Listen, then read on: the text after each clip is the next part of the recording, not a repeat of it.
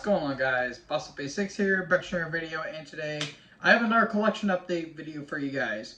So today I went to the record store with a good friend of mine, and I got a medium-sized stack, and it wasn't quite as small stack it was last time, but I got some albums from very noticeable bands, and yeah, I'm just ready to check these albums out. So without further ado, let's get into these albums. Alright, so I have a pair here from Anvil. Absolutely no alternative and Pounding the Pavement.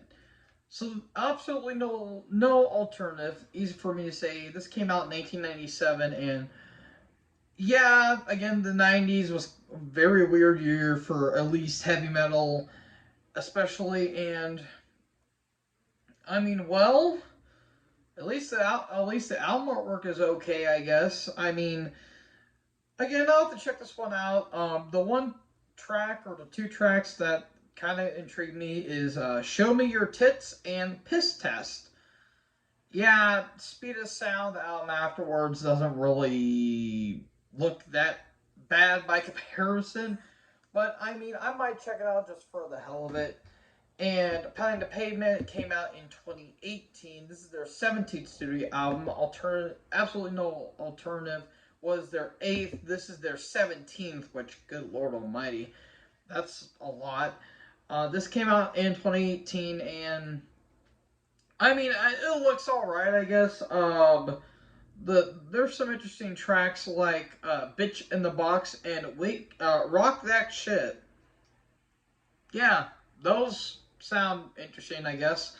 Yeah, I'll have to check out both of these albums. So, yeah, just to form an opinion. But if you guys have heard both these albums, form your own opinion. And, yeah, that's mainly all I have to say for those albums. Between Buried and Me, Colors 2. This is the recent offering from these prog metal giants going today. And yeah, this is their 10th studio album. This is obviously the follow-up to Colors, which came out, I think, in 2006, I want to say. And this is a band I've always heard good stuff about. They are a prog metal band, but they always flirt with, like, other genres, mainly extreme genres, like a little bit of black metal, but mainly death metal in a way. And from what it says, it's more tech death in a way, which, I mean, don't get me wrong, I love me some tech death.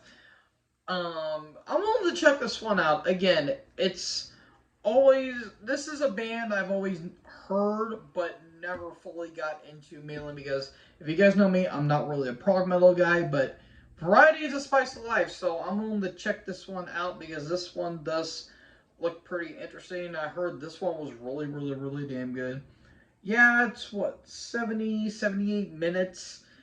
A little long, but I mean, it should be alright, I guess. I mean, the last track's 15 minutes, and one of them is over 11. So, yeah, I'll have to check this one out maybe in the future, but at least I got another recent release under my hands. So, yeah, form your opinion. Tell me how it is in the comments. Dying Fetus, Make Them Beg for Death.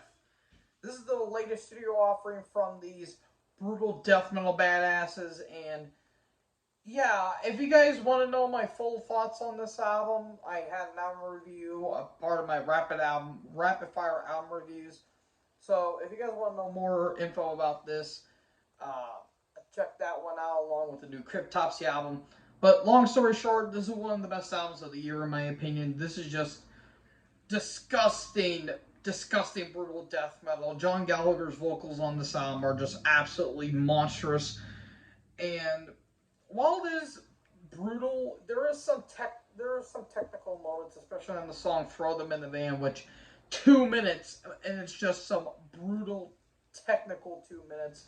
But I love damn near every track. Raised in Victory, Raising the Feet's one of my favorites. Enlightened Through Agony, Compulsion Through Cruelty, or For Cruelty, Unbridled Fury, Feast of Ashes, Heroes' Graves, and Subterfuge in general. Those two sound like slam metal in a way. Undulating Carnage, just flat out awesome material here. and another great offering from these brutal death metal legends or veterans. So yeah, really damn good release. Top 15 right now. I'm not so sure if it's top 10, but top 15 in my opinion. So yeah, really damn good stuff. Halford Resurrection. This is the debut offering from the Rob Halford solo career that mainly formed around the late 90s. And, well, if you don't know who Rob Halford is, then I don't know what the hell you're doing. But, yeah, Rob, this was a return to form for Halford because when the early 90s hit, when he was a Priest, he wanted to kind of go away from Priest, and eventually he formed Fight, which was more of a groove metal act, which was actually really damn good. The album War of Words I really recommend, which is kind of a deep cut for you guys. And then after that, he did that 2 hour with Trent Reznor, which was not really that good, and he came back with this album. I'm willing to check this one out, and it's even got a Roy Z as a producer, which I really dig. I've only heard the first 2 tracks, and the title track and Made in Hell, and those two were really, really, really damn good. So I'm willing to check this album out, and if you guys have, form your own opinion. But from what I heard, really damn good songs, and yeah, if I'm ever come to do a Halford retrospective, this may be the best because the one after this Crucible wasn't really that big of a fan, but this is some really damn good stuff right here. So yeah, check this one out. Oops. Almost dropped those. Motorhead, Ace of Spades.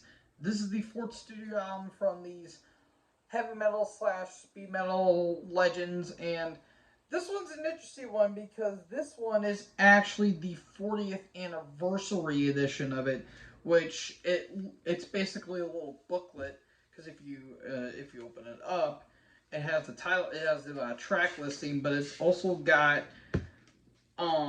it's basically got a whole pamphlet or like a little booklet of talking about how the Ace of Spades came to be.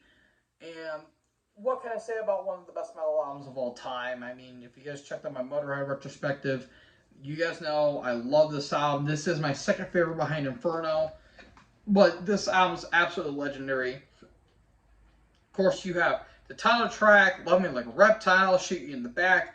We Are the Road Crew, The Hammer, Bite the Bullet, The Chase Is Better Than the Catch, Jailbait, Live to Win, Fast and Loose. This is just badassery abound. This is one of my favorite albums of all time. And, I mean, look at that album artwork. That is pure bliss right there. Just phenomenal, phenomenal, phenomenal stuff from start to finish. And I am so happy I got this in my collection. So, Scott, if you're watching this, you're probably proud of me, or somewhat. This is some legendary stuff, and I'm so excited I got this in my collection. Alright, the penultimate one. Ozzy Osbourne, Blizzard of Oz. This is the debut solo album from Ozzy Osbourne after he broke off from Sabbath. 1980 was certainly a hell of a year, folks, because this and the aforementioned Ace of Spades, not to mention I got British Steel not that long ago. Yeah, the new wave British heavy metal movement was in full effect here, and yeah, this certainly really helped revitalize Ozzy's career because, again, technically, let's see, I don't think it's as bad as everyone claims to be, but it's not really a Sabbath album. It's more of a solid hard rock album. Never Say Die wasn't really all that great, and the band were just spiraling out of control, and Ozzy wanted to do solo, and lo and behold, it did. Now, I'm not really the biggest Ozzy guy. If you know me personally, I'm more of a Dio guy myself.